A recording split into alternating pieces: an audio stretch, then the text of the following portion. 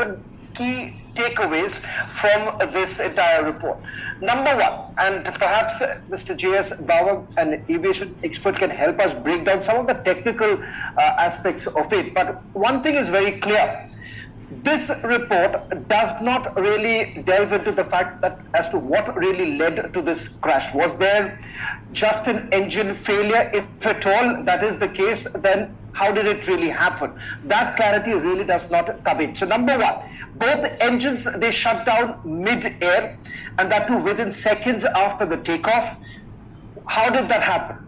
There was a fuel cutoff. So essentially, Niranjan, number one, let's first look into the first big point, the fuel cutoff from run to cut. And that is the very time that you have had one of the pilot asking the other one, did you actually do it? Yeah. Whether at all there was a cutoff by the other pilot. The other pilot denies. And that perhaps is the most animated conversation that's actually happening in the cockpit. And we are also going to put out the full timeline, which has been prepared by the AIB. This is after going through the FDR, the flight data details. And in fact, this is what they say. The report basically reveals that the fuel supply to the engines was essentially cut off. That's the first big takeaway.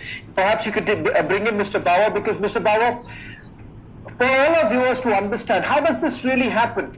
So the engines are basically receiving the fuel. It shows run, and then it shows cut off. That means engine 1, the fuel that was going to engine 1 was cut off, and that led to pilot 1 asking the question to pilot 2 as to why was there a cut off, and the response came in that it did not happen. Help us understand, how does this really operate? Because this is the fuel switch theory that we're going to talk in a short while from now. So we're going to decode, over the next few hours, we're going to decode this entire report that has been prepared and has been put around midnight, made public, and this is exactly a month into one of the worst aviation crisis, worst aviation tragedy that India has actually witnessed. This is the first preliminary report. Mr. Bauer, first to you. What does this essentially mean, the cutoff of fuel? As I mentioned earlier also, the fuel was cut off. That is number one. And there was a communication between the two pilots. And one asked, another one said. So we must know who asked and who denied. There is a lot of importance of that, P1 or P2, number one. And then it is not a rocket science in today's AI, intelligence, voice recognition, etc. We can do it.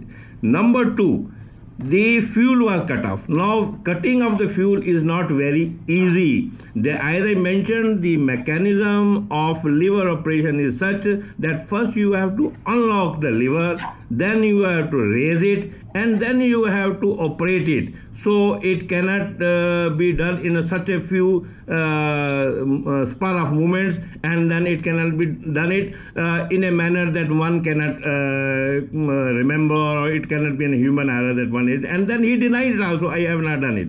So that's number one. Number two, there's the indication that one of the engine got revived also. But again, it was not able to give that much thrust, and the rat has come into operation also. And all these things happening indicates that there was something that was keeping the aircraft down, and down. So if one engine has been revived, and we say as per all technical operation, the one engine is sufficient to take you out of the trouble and operate successfully. Why didn't that happen? That question needs to be answered, needs to be probed. And the purpose of preliminary report is that one people sitting outside the probe area shall give the inputs to the person who are investigator. So rightly you said, by the end of the day, you will be getting all the inputs from all the professionals, and that will be a point of consideration for the investigators now. But still, one or two points which are very important, that shall be answered now immediately, that when they found the wreckage, what was the status of the levers, and who asked and who denied. And these are the very important issues. And as I am again and again saying, it is not very easy to switch off the engines. It takes time, and they have denied also. This communication is very important, I am sure, and now it is our duty to go into the nitty-gritties of that and advise the investigator in a proper and manner. And in the end, I must appreciate the report has come in time, and we shall do the justice to the investigation now. Over to you. So, be with me, because I'm getting in some more breaking news updates. I want to go across to my colleague Harsha with another breaking news update that's coming into our studios right now. In fact, one of the last conversations, and the timing of the aircraft getting cleared for takeoff from runway 23 was at 8:07, and at 8:09:05 the mayday call was made. Roughly about 92 seconds between the runway being cleared for takeoff for the aircraft and the mayday call being made. And the last conversation between the pilots clearly mentioned in this particular initial report that comes in the cockpit voice recording. One of the pilots is heard asking the other, "Why did you cut off?" The other pilot responds saying, "I did not cut off." If the pilots are asking each other who cut off and whether they did cut off, if neither of them cut off the engine, now who cut off that switch? Harsha, this is now the focus of the investigation. Right, now we've been talking about it, that the fuel engine, initially 1 week back, Harsha, the initial information that we also got was that, the engine, the fuel didn't reach the engine. There was a fuel issue and the fuel was cut off. Now that's the initial information we broke a few days back, 1 week back. Is this the complete focus of the investigation now? And is that enough Harsha, is that enough to rule out the human error angle? No, Nirendra, this is not enough to rule out the human error. In a layman language, for all our viewers to understand that fuel valve control system was the issue. And whenever plane takes off, the maximum thrust is needed when the plane takes off and when the plane does the landing. In this issue, the maximum thrust was given, the lever was pulled, which is the engine one, while takeoff. But as soon as it took off, the engine was cut off, the fuel was cut off. There is a system in the tail of the aircraft where the fuel is transmitted. There's entire equipment which connects the fuel transmission, and at that time it was cut off. That means there was problem with the fuel valve control system in the cockpit. That was the reason it got cut off, and the engine couldn't be supplied, and that is the reason why they couldn't reboot it, or the switch couldn't be made on and off or rebooted. The RAT was deployed, even the hydraulic system transmission couldn't happen in the engine. That is the reason it crashed in 37 seconds. Now this is the point which is to be investigated, but this is Boeing engine. This is the Boeing fuel valve control system which comes already built in this Boeing aircraft. The B787-8 has this the inbuilt valve fuel system which is to be investigated now, because if there's a problem with the switch system that is already inbuilt in the Boeing, that means Boeing has to be answerable. That's why such system was in the Boeing. In fact, Harsha, I'm just intervening right now because you say that there is enough indication as far as the functioning of this particular aircraft is concerned. The B7878. Now the reality is this: the preliminary report, Niranjan, right? Page number 15. The second last point categorically makes a mention, and that's the reason why many are really asking this question as to whether at all there is a slim indication coming in as far as human failure here. Because what you see right now, Mr. Bawa, is that they make a mention that at this stage of the investigation, there are no recommended actions to B7878 and or Annex 1B engine operators and manufacturers. So let's put this out. Two things.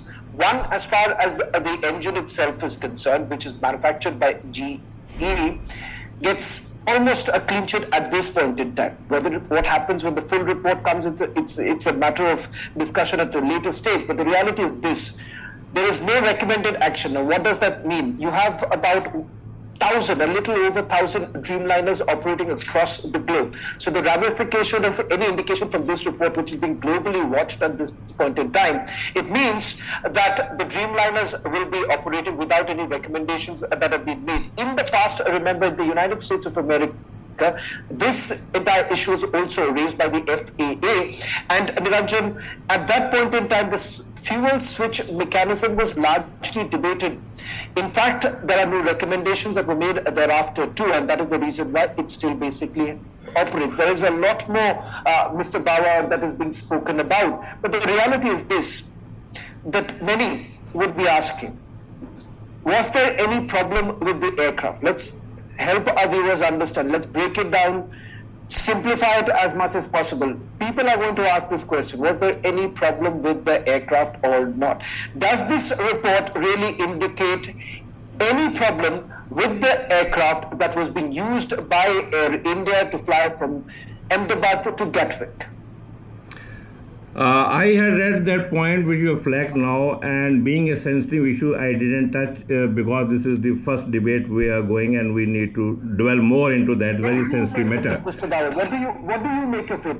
Is there any indication from this report? Because there are a lot of technical aspects. I want to simplify it. I'm simply asking. The fact here is that there is an indication of the engine failure here. So does this mean that there is a problem with the aircraft?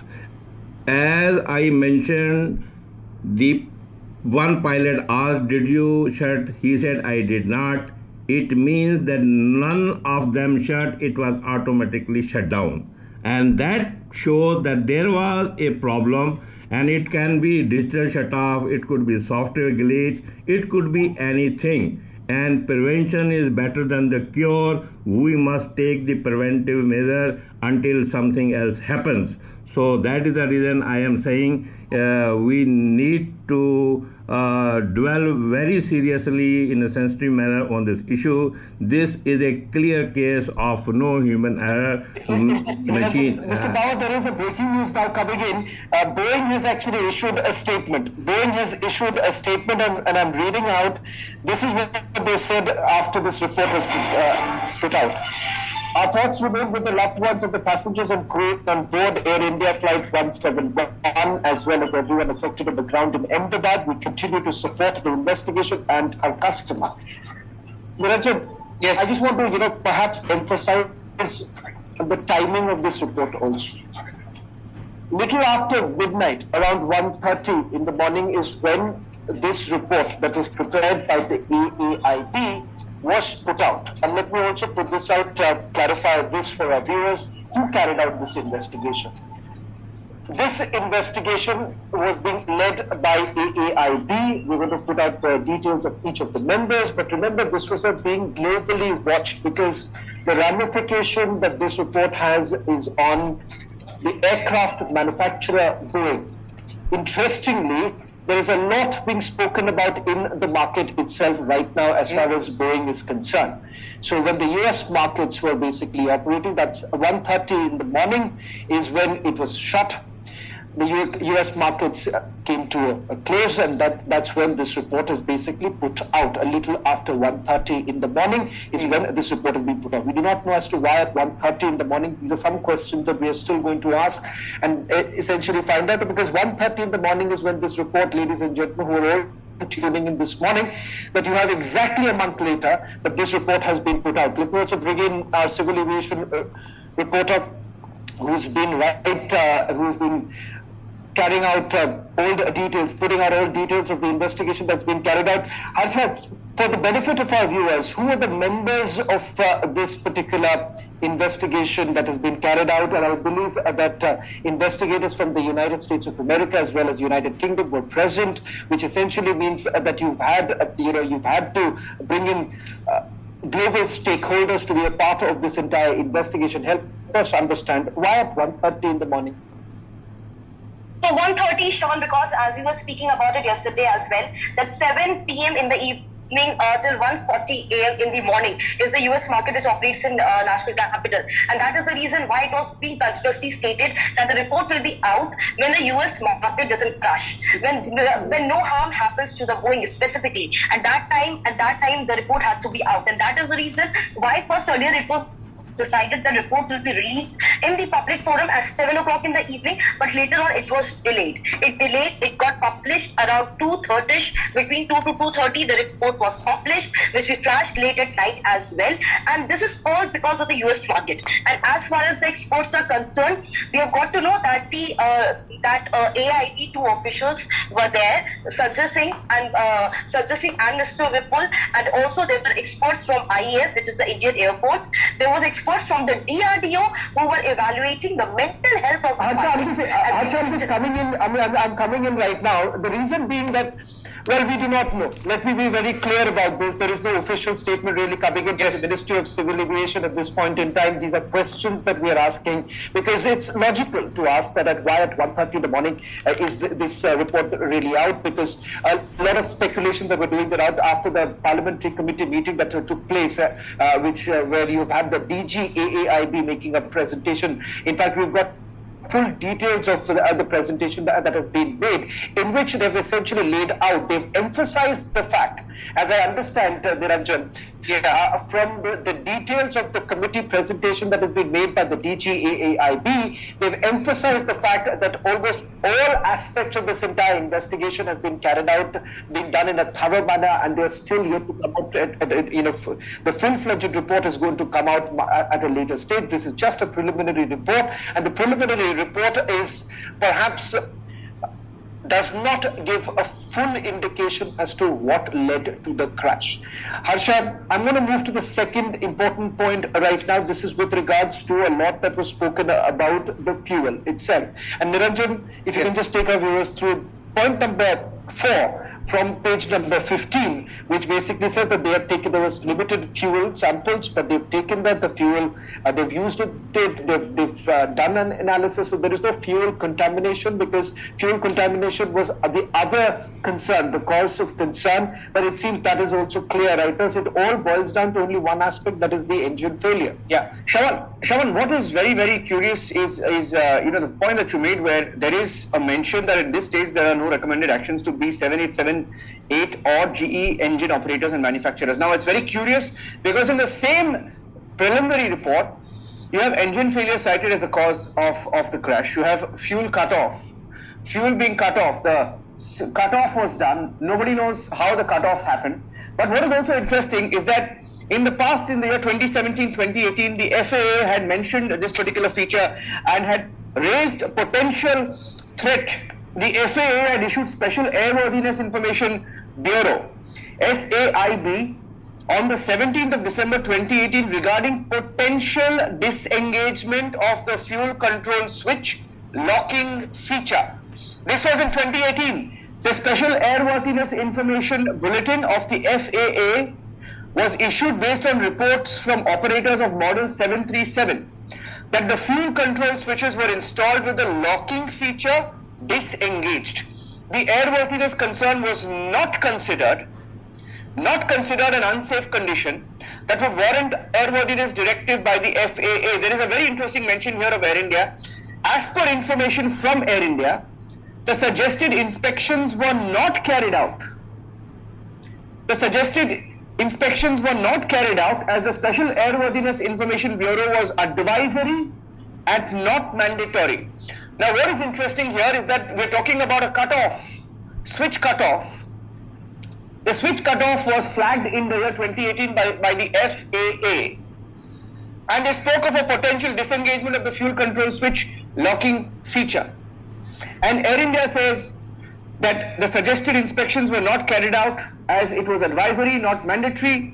And that is one interesting mention that I found in the report. But coming back to the question of the fuel contamination.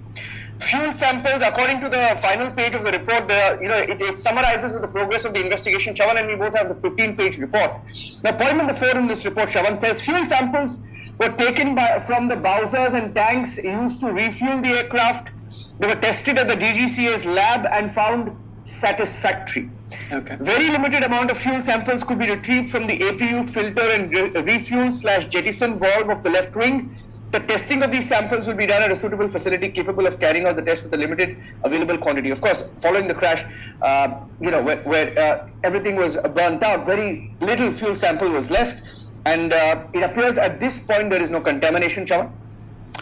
Well, it does not, but there are, several other things that really emerge from this report. Now, Niranjan, what we're going to do right now is going to play out in a short while from now some of the key videos which have also been used during this entire investigation. That very moment that when the aircraft actually took off and right before the perimeter wall of the airport is when you can clearly see the rat being deployed, which is essentially rat essentially the ram air turbine. It's kind of to simplify it, it's an emergency power backup. Now, the emergency power backup is being brought in because it is a clear indication of the fact that the engines are not really responding to the commands that are given.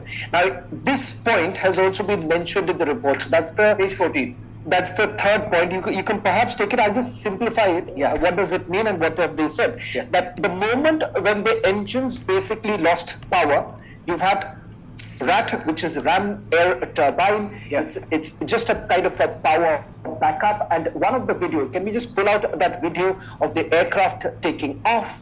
And that has been circled also in this report, and it clearly shows that the rat is an extended position. Niranjan is going to take you through the details of it, but this is what they say, that a small propeller-like device, which is the rat, was deployed automatically to provide emergency hydraulic power. The CCTV footage obtained by the AAIB showed rat being deployed. Perhaps, Niranjan, while you take our viewers to the details of this very aspect at page number 14. Yeah. I'll go to the other wall and try and explain it to our viewers, because now there is an exact timeline that has been put out by the AAIB as to what really happened and how long did it take for the pilots to actually realize that things are really not working in their favor. I'm going to move to the other wall and So what I'll do is I will show the picture. I will show the picture, and it's essentially in the video of the takeoff. Now the picture that I have here, if you can zoom in into this picture, we'll also cut this picture out and put that as a separate graphic on our screen. You see this, if you can zoom in. अगर आप zoom in कर सकते हो तो आप देख लीजिए यहाँ पे this particular picture. Now here at the belly. At the belly, you will see the RAT or the ram air turbine getting deployed. This is the actual CCTV footage of the plane taking off, the AI-171 taking off. And at the belly of the plane, you will see that the ram air turbine, that's the RAT, getting deployed during the initial climb immediately after liftoff. There is no bird activity that is observed in the vicinity of the flight path. The aircraft started to lose altitude before crossing the airport perimeter wall even. And now this indicates that, of course, even during the time of takeoff, Shavan, there was an emergency mechanism activated. Shavan, is that the correct reading? Even during the takeoff, just when they were leaving the tarmac, the plane had just taken off, the emergency mechanism had been perhaps activated, right? It is in an extended position just when it's on the runway. It's on the runway. That's exactly. So they were not getting the thrust that was essentially required. So you have at that point in time certain changes that were essentially made, and this you will find at page number 14, where they say that the aircraft achieved the maximum recorded airspeed, that is about 180 knots, and immediately thereafter engine 1 and engine 2 fuel cutoff switch the transition from run to cutoff. So it's perhaps that it's that signaling that is done. Yeah. The fuel does, you're not basic, the engines, you have a dual engine here. Engine 1 does not get the fuel, which is exactly at that point in time we have had one of the pilot basically raising an alarm, asking the question what has really happened, and that's when they respond. But the other pilots have not really, I haven't done really anything, and that's when the descent actually takes place. So you do not have the right kind of ascending position for the aircraft, which requires the thrust so that they can pull up. So this very moment, can we perhaps go full frame once again before we go to the other break? Let's go full frame to the video of the takeoff. Video, because now we have the exact timing, so we can help our viewers understand what's really happening. This is when the takeoff takes place. Niranjan, let's try this. Now, this is the very moment, because from here, if you could begin the count, you have exactly 35 seconds. Now, this is what they say, that the moment there was a takeoff, the CCTV footage that was obtained from the airport showed ram air turbine, that's RAT getting deployed. So that's the way, this is the very point when you see the RAT getting deployed. During the initial climb, immediately after the liftoff, no significant bird activity is observed in the vicinity of the flight path. The aircraft started to lose altitude before crossing the airport perimeter wall. Now, as per the EAFR data, now that's again, remember the black box has two components to it. One of the data basically shows both the engines N2 values passed below minimum idle speed, and the RAT hydraulic pump began supplying hydraulic power. And this, they say, as per the flight radar, the engine 1 fuel cutoff switched transition from cutoff to run at about 8:08 UTC. APC inlet door began opening consistent with the APU's auto start logic, and the engine 2 fuel cutoff switch also transitions from cutoff to run when the fuel control switches are moved from cutoff to run while the aircraft is in flight, when each engine's full authority dual engine control automatically manages a relight and thrust recovery sequence of ignition and fuel introduction. Shawan, so the signs were there even during the takeoff. Even during the takeoff, the signs were there, and that's the next breaking news update that we wanted to get Shawan and me, because from this preliminary report that we have in our hand, another aspect becomes clear, and that's the next breaking news update. Let's go straight to that. Investigation, that is the preliminary investigation, finds that both thrust levers were in a near idle position during the climb. Both thrust levers were in a near idle position during the climb, indicating the engines were not producing significant thrust. An unexpected situation, given the aircraft was still ascending.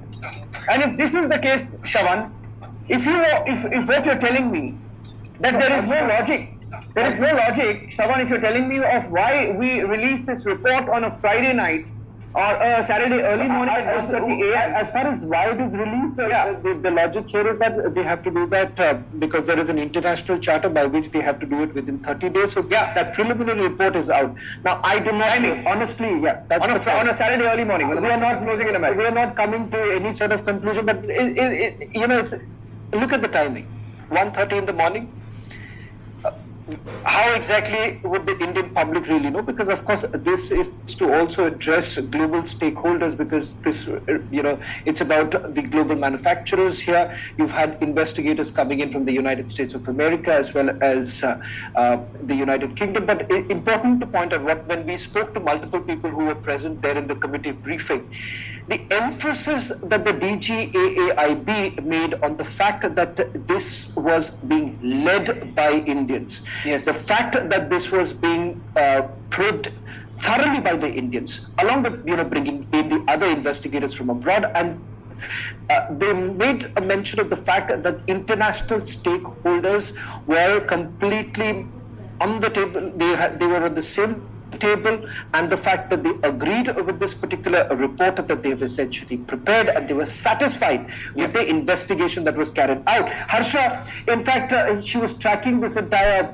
committee meetings that have taken place. Harsha, it's an indication. Are you saying that they are saying that there was a problem with the fuel system? And if that is the case, help our viewers understand what's the fuel system indication that you are making.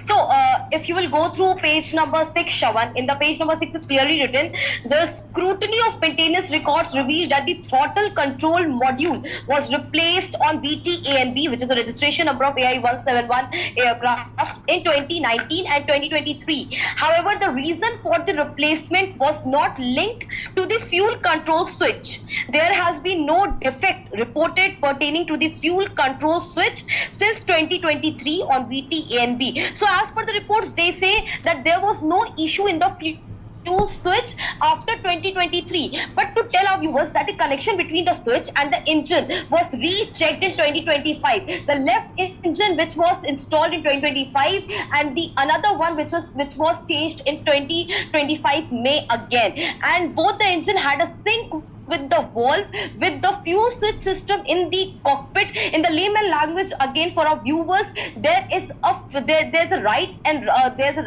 left valve, and when the right valve is pulled, the engine is in transmission in sync with the fuel, and immediately the plane takes off with the maximum thrust. But in this case, plane took off, but it couldn't balance itself because the transmission of fuel in the engine couldn't happen. The engine was cut off, the fuel ran from the engine, and that is the reason both the engine immediately stopped the transmission of the fuel, and that is the reason why in 37 seconds the plane crashed, because the pilot couldn't control. At that particular time, the pilot couldn't understand what went wrong with the fuel system, because earlier there has been no issue of maintenance check in the fuel system, as the report Harsha, also can you also says. tell us, before we go to our guest, Harsha, what does this mean? Page number 13. The crew of the previous flight had made a pilot defect report. Yes. What does this pilot defect report entry for status message tab POS XDCR in the tech log? Perhaps Mr. Bawa can also come in to this. The troubleshooting was carried out. How serious is it, Mr. Bawa, when they say that the crew of the previous flight had made a pilot defect report and the entry for the status? So that, it's the technical code for the defect that was spotted by the previous crew, and the code is tab POS XDCR in the tech log. What does that mean? I must appreciate that Harsha has brought in very good points for consideration and to lead the investigation further so far the fuel is concerned. But now we will have to limit ourselves within the preamble of the preliminary report. And preliminary report clearly says that aircraft was airworthy with minor MEL issues. The aircraft had valid airworthiness certificates, and few category C and D MELs, non-critical maintenance issues were there, but they are none is linked to the fuel control. So that brings the point in focus that we have to go as per the report, because they have gone into detail and they say aircraft was airworthy with minor non-critical maintenance issues. And so far as the fuel control switch is concerned, while Boeing had issued an advisory not mandatory on fuel control switch law concerns, Air India had not conducted the potential inspection. The aircraft had previous throttle modules replacement in 2019 and 23, which Harsha has very well flagged. So keeping all those things in view, the report is giving a clear status to the aircraft, the mechanism. Now we will only have to see where went wrong. Fuel contamination we have seen, it was not there. Human error is not there. So then where is the fault? Fault lies in the machine, some operational procedures, or some software glitches. As I mentioned, we need to investigate that lever control mechanism was in place, in what status it was, and some mischievous act at any level in the ground, on the air, or third party involvement was there. We do not know. Many angles are there, and we can only appreciate that this report has been conducted by the Indian authorities with the help of international global experts and the ICAO, International Civil Aviation Organization, which is the mandate of aviation in the world. Their observatory status was there. That is the reason we are operating at the world clock timing, not on IST, and this confusion of timing should not be there because we are addressing the world. And this report has come very well in time. Now we will look into these nitty-gritties which are coming. But yes, aircraft worthiness is a question which we must flag immediately to put the things at rest at the earliest possible time. Over to you. Yeah, Mr. Bawa, another bit of breaking news update coming in as we look at the 15-page report point by point. We also have this morning Dr. Sumit Susilan, who's joining us live on the broadcast. He's an aviation expert. After 24 minutes of routine ATC exchanges and 9 critical communications, AI-171 was cleared for takeoff. Now we have a full table there, Sean. It's in UTC timing. We will convert that into IST, and you will have that on your screen any minute now. But what this communication exchange between the aircraft, the ATC, shows that there was 24 minutes of critical exchange, routine exchange. The last few seconds are critical. AI-171 was cleared for takeoff after 9 critical communications, 24 minutes, 9 exchanges, and it was cleared for takeoff. And just 90 seconds into the flight, 90 seconds into the flight, the crew declared Mayday following an unexpected in-air emergency. It was at 8:09 UTC. One of the pilots transmits Mayday, Mayday, Mayday. And that's when the ATCO inquired about the call sign. The ATCO did not get any response, but observed the aircraft had already crashed outside the airport boundary and activated the emergency response. That was just roughly about 30 to 45 seconds, Shaman? 30 to 45 seconds after the takeoff.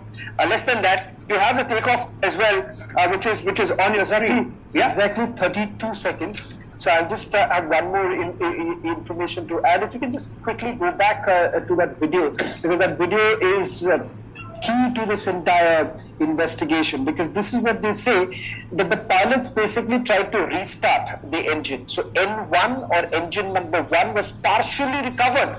So this is what you see right now on your screen. So the moment there is a takeoff, the engines lose power, the RAM, the RAT, a small propeller-like device, was deployed automatically to provide emergency hydraulic power. That's when engine number 1, as you can see, it's finding there is a difficulty as far as in the ascent.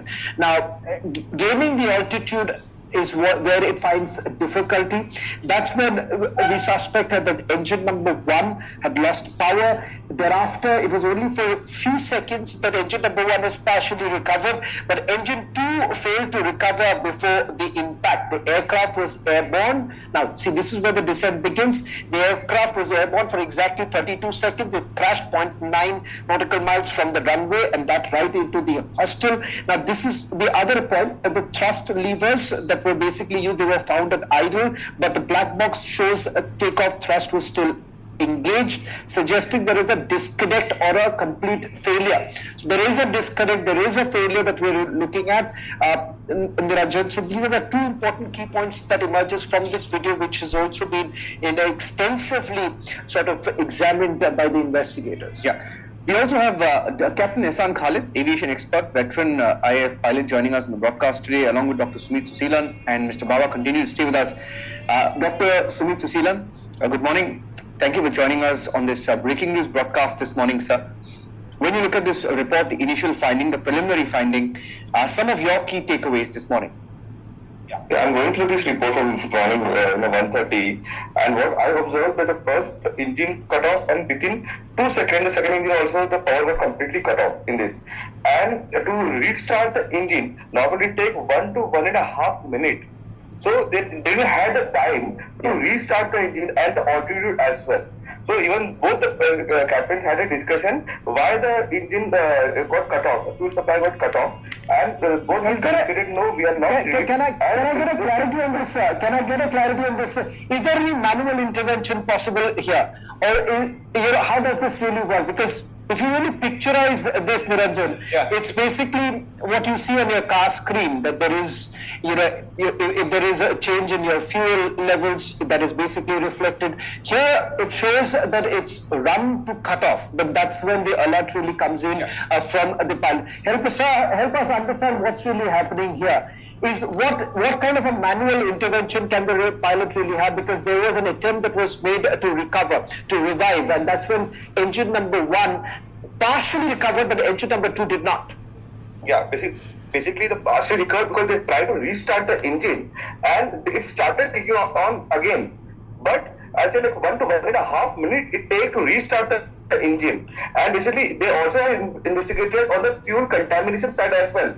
The report says clearly there is no contamination on the fuel, because if sometimes it's contaminated in the fuel, there is also a way that the engine can get shut off. pilot. And that's the one of the reasons that entire electrical failure was there, because the engines are the power of entire aircraft.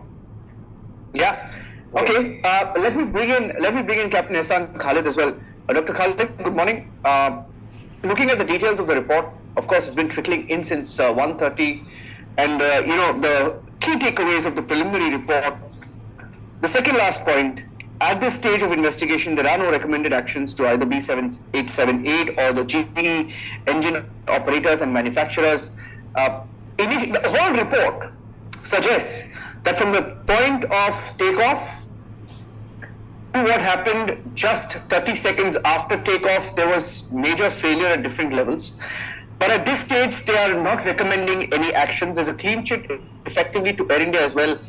What do you make of this, initial report, sir? Okay. First of all, the initial report is clear on few grounds. That is, the flap lever was at 5 position. All the weight and balances were in limits, and aircraft was fully functional till 42 seconds, 0.8042 seconds. At 39 they rotated, they got the right speed. Understand, there is a switch which is on or off. When it is on, then the fuel is coming into the engine. That is the position of the valve. And there is a physical lever which is fuel control switch, which is moved up and down, right? So it says that the fuel control switch, fuel control valve shut down, or fuel control switch moving up and down. Switch cannot move up and down on its own. It is the fuel shut-off valve that would close due to the signal given from the switch. So in this report, what is not clear and what is talking about is fuel control switch move to off position. No, fuel control switch cannot move to off position on its own ever. It is a physical movement of a switch which is to be pushed into a place at on, and it has to be pushed out of that place to off. This switch has no auto movement. So the resultant of this particular action, which is controlling the fuel shut-off valve, that shut-off valve got switched off. So what AIB is probably not very clear in giving the input, and probably they don't have the input, that fuel shut-off valve closed. Did it close because of a signal which came from wherever of the or whatever part of the aircraft, whether it was from the switch or from on its own? Okay, the fuel shut-off valve closed.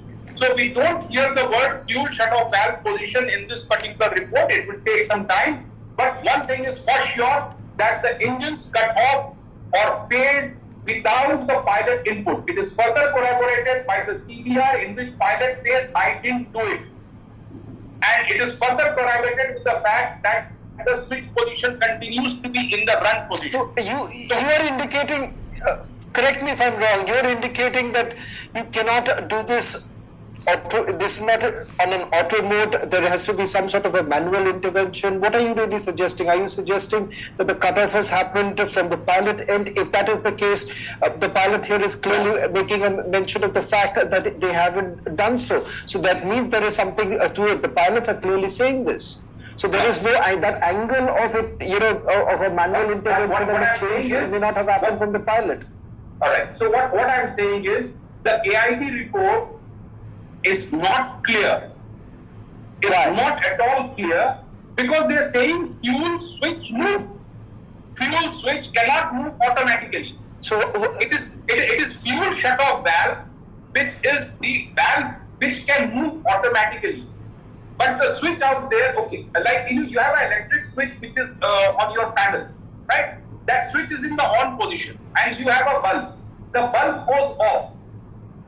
It can go off when I push the switch off, or it can go off because there was a power failure, right? So the bulb going off cannot be spoken as if the switch was put off. Here the AIB report is saying that the fuel switch was from run to cut off. Run means it is on, and cut off means it is off. Okay. Under no circumstances the switch can be moved from run to off.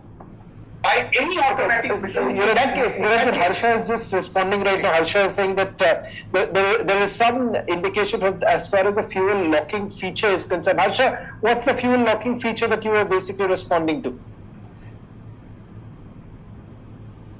First thing, Shravan, that our experts will also agree that this fuel locking feature is not very old feature. In the year 2018, SAIB, which is the Special Airworthiness Information Bulletin in 2018, gave the report regarding the potential disengagement of the locking feature. So this fuel switch has the locking feature. So as our experts were pointing out, 1 or 1.5 minutes is needed to reboot it. We were explaining this yesterday as we were talking amongst ourselves, that the reboot is needed, and the time reboot was not there, and Air India didn't do any inspection of the fuel system because they didn't detect any issue pertaining to the fuel control switch since 2023, because there was no problem in other Boeings where this locking feature was installed. Therefore no inspection was done by Air India. There was no inspection done. The whether there could be a problem with the valve, there could be a problem with the locking because feature. I believe a lot of our viewers are going to tune in. They're tuning in right now, Harsha. Yeah, a lot of our viewers are tuning in right now. The full report is out, ladies and gentlemen. Here on Republic TV, we're going to decode every bit of this particular report. We have the best of aviation experts joining us in a short while from us, helping us decode each of it. We're also going to put out the ramifications of this particular report, which has been put out right now. How exactly are the stakeholders will be responding? Boeing has already responded to this report that has been. Air India has also responded. Yeah, Air India has also put out a statement. So while we still do not know what really happened that day, what led to this particular crash, apart from the fact that there is an engine failure confirmation really coming in, the conversation between pilot 1 and pilot 2, those details in a short while from now. We're going to take you through every detail of this 50-page report that has been accessed.